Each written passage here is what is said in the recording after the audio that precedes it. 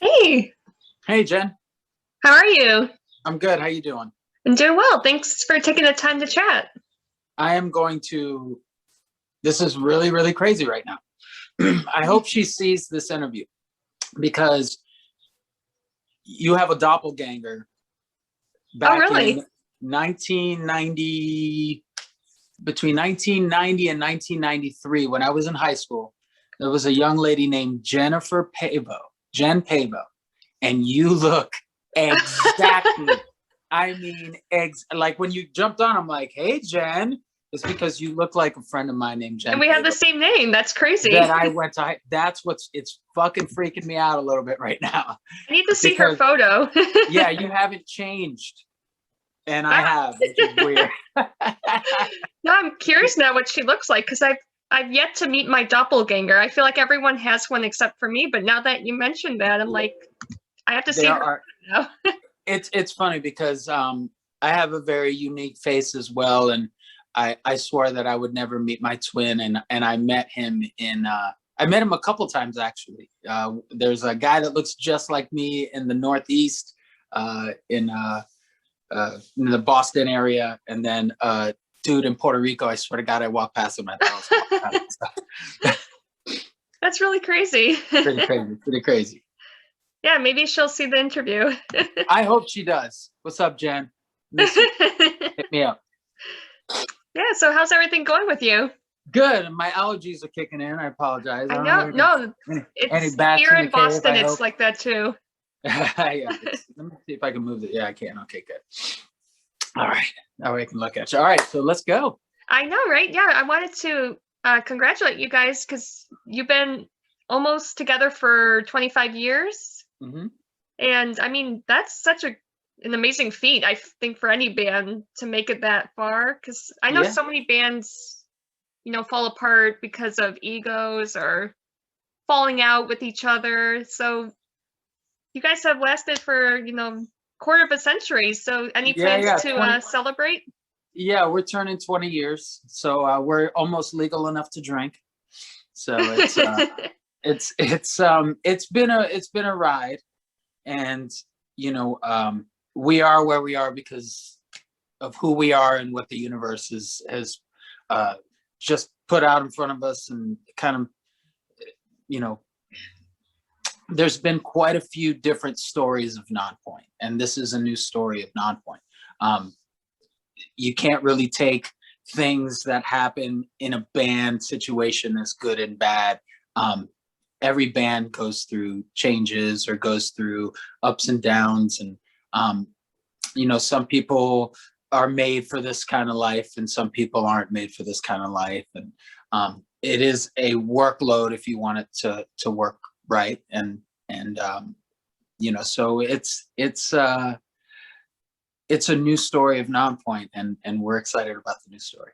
Yeah, this seems like an exciting new chapter, starting Yeah. your own record label and Mhm. putting out the new song Ruthless. So, Yeah. yeah, I'm really excited to see. I was watching the documentary on YouTube Mhm. and yeah, I'm really enjoying it so far. Yeah, that one Frankie did. Francesca Ludicar, she's our creative director, and she does all of our vlogs and all of our videos. She knows how to tell our story, and when she got behind the scenes as our photographer initially, she saw the story and said that you guys need to tell the story. And she's a great artist, so she knows how to tell it beautifully and edit beautifully, and knows how our funny parts, and knows how to really show everyone what we are really about. Yeah, and I'm guessing that's the main goal of, starting 361 is Mhm. to kind of create the music that you want to put out there to your fans and also kind of interact with your fans in the way you want to. Yeah, well, 361 was, we've always had the opportunity to put out the music that we want. We all of our labels were very open and kind to doing what we felt like was our strongest. But I think this time it's more about just us putting all of the things in our hands, and really putting ourselves and our brand first, in the space and where the dollars go and the energy goes and the workload goes. So it's taking what they had teams of people to do, and we have our small little engine that could kind of team. But it's doing well. We're breaking records, chart records. Yeah. Like never before in our 20 years. So when we took on 361, we knew that pass or fail, it was going to rest on us what happened, and we were taking on all the risk, and at the same time too taking all the blame. So whether it does good or bad, it'll be on us. Yeah, well, I have to say, like, Ruthless, it sure gets the adrenaline pumping, so I think that's a good start. Yes, we are. I say this often. We are a band that builds muscle quickly. Yes, that's going to be one I think fans will enjoy once you get back on stage. Yeah, it's in many a workout playlist right now. No, it's definitely putting it on mine. Yeah. But you will grow muscles quickly. Call me when you get the six-pack. It takes normally, I think, about 2 weeks. Okay. Well, I definitely need more upper body strength, so yeah, we haven't. This might be the song. I'll get your results as soon as we come back with research. Well, I wanted to revisit your cover of "In the Air Tonight" because I don't know if you heard, but Phil Collins, 70 years old, and he's going back out on tour with Genesis. So yeah, it's surprising. I can't wait. I'll probably get tickets. I want to, yeah, but I had a feeling, once live shows would happen again, ticket prices would just skyrocket. yeah. It's gonna be the thing to get past. It's something that we're gonna have to maneuver. People are gonna be very choosy on their next couple of concert experiences. Money's kind of tight everywhere, and stock markets are crashing. And everything's kind of going nuts. So I know, right?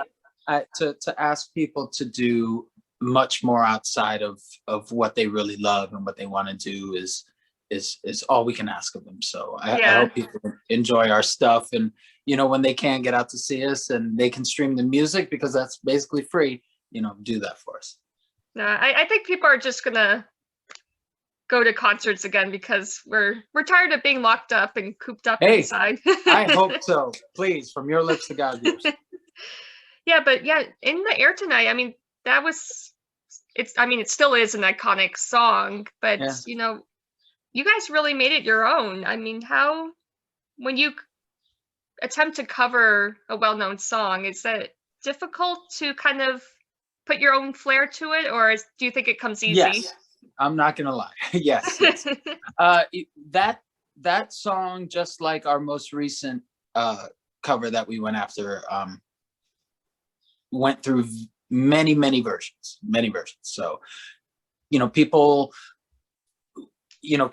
when you hear a song and you hear the cover, you want to hear the song being respected, but you also too don't want to just hear your voice doing the same damn thing. Like karaoke. yeah. It's not. I think it's a missed opportunity. Personally, it's my preference to want to take something and transform it. And with "In the Air Tonight," it was a pop song, and it definitely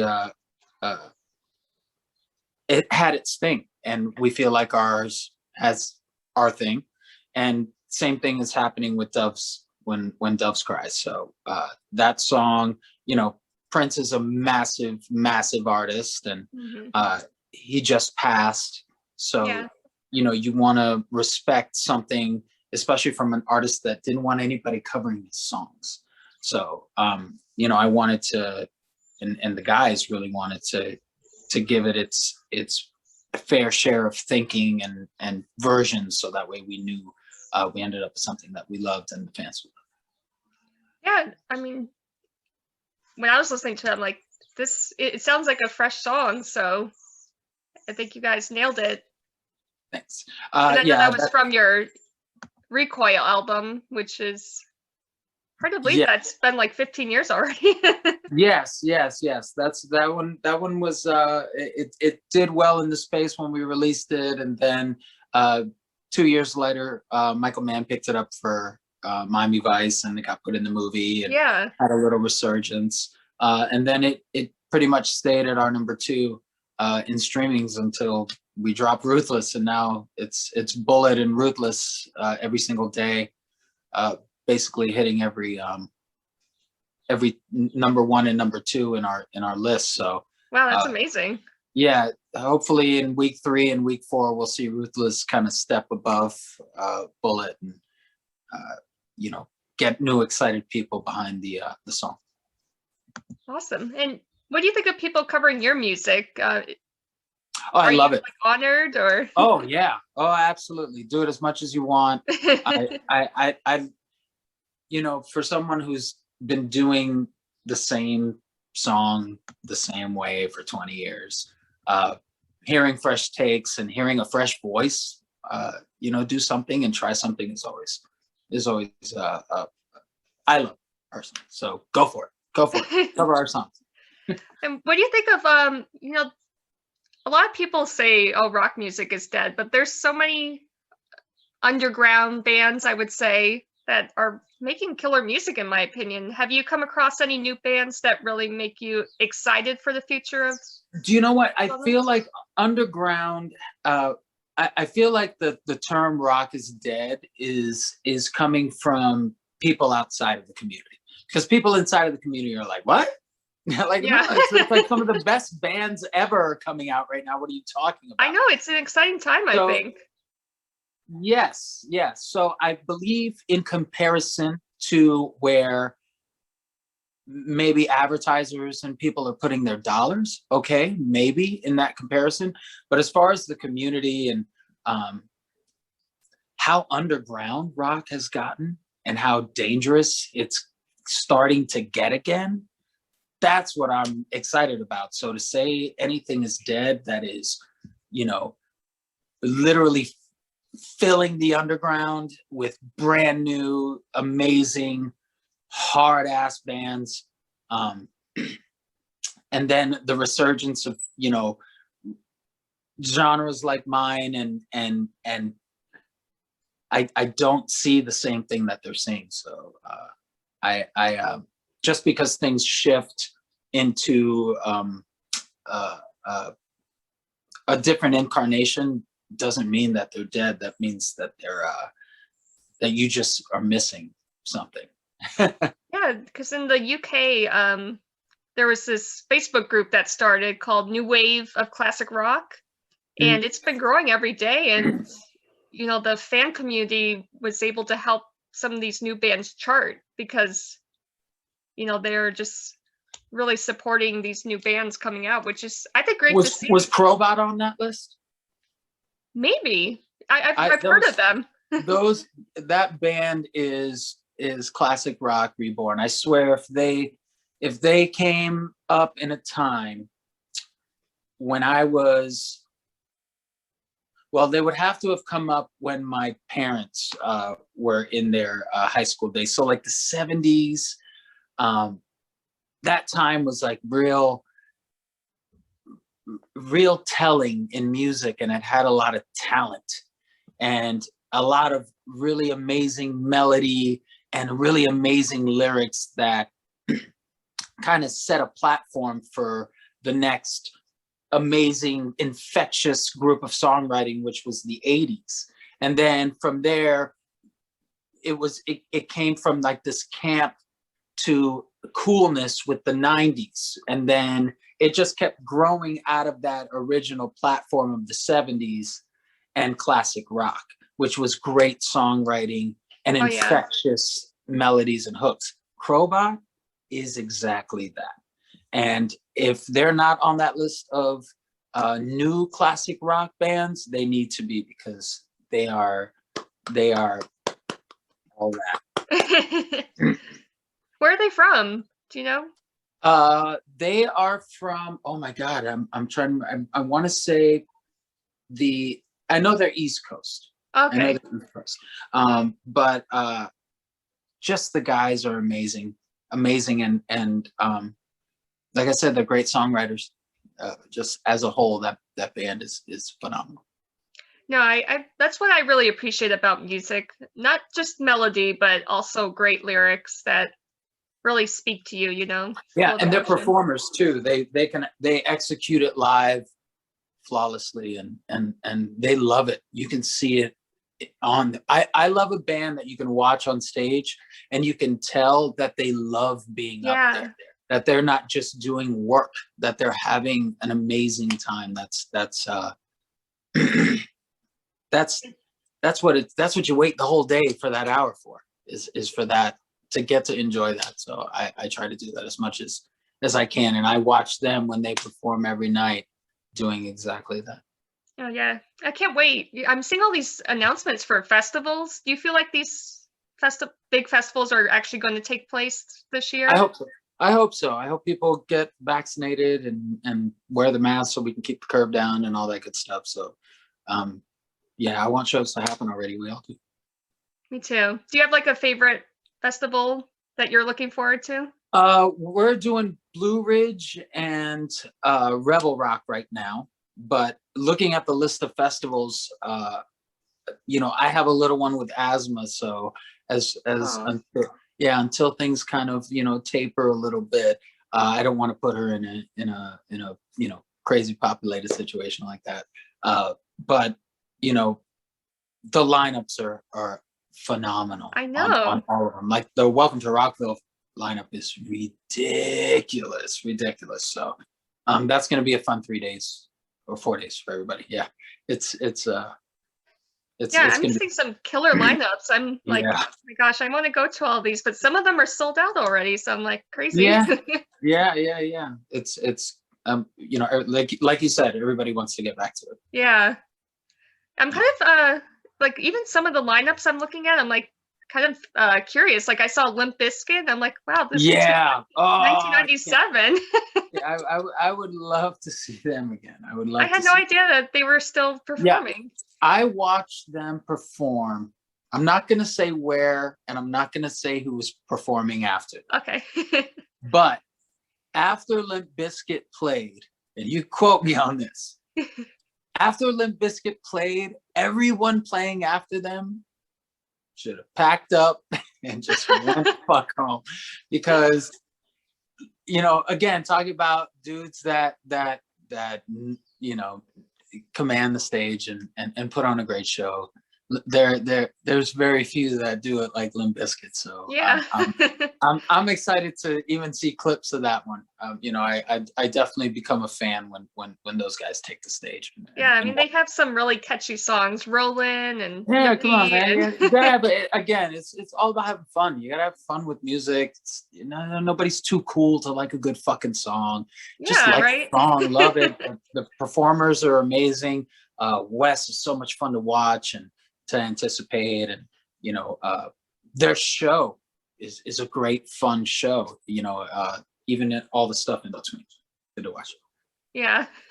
Well, aside from supporting the new single Ruthless, what else should people keep an eye out from you guys? Our pre-order right now is up on nonpointstore.com. It's got all the pre-order stuff for Ruthless. Stream us everywhere and anywhere you can.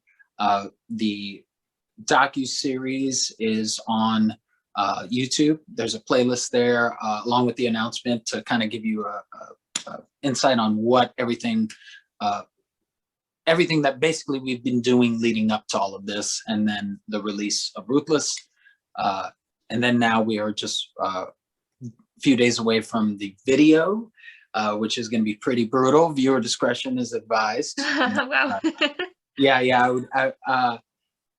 I don't know if they're going to play it on YouTube. It's pretty again, the theme of the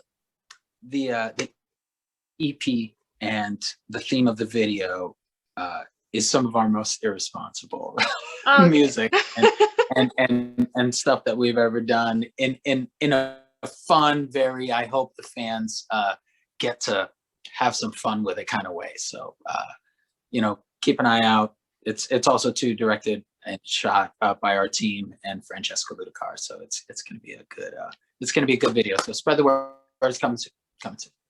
Oh, I'm really anticipating it now that you mentioned that. Yeah, it's gonna be crazy. See it. It's gonna be crazy. Yeah. Well, Elias, I really appreciate your time. It's been a blast chatting with you. Hey, we'll do it again soon.